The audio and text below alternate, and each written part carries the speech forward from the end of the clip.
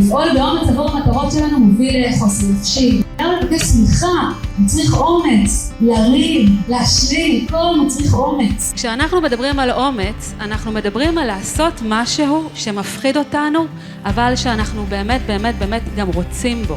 אחד הדברים הכי חשובים שאני למדתי, שהימנעות יש לה תכונה מתפשטת ומתרחבת.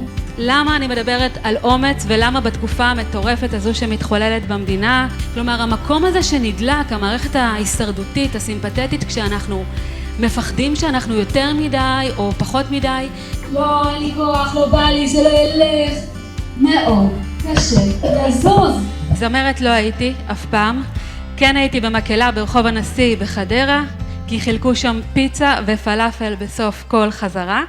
והסיבה הכי משמעותית שאני שרה פה היום, זה כדי לעבור יחד איתכם דרך המבוכה, דרך הפחד. יש לי מקום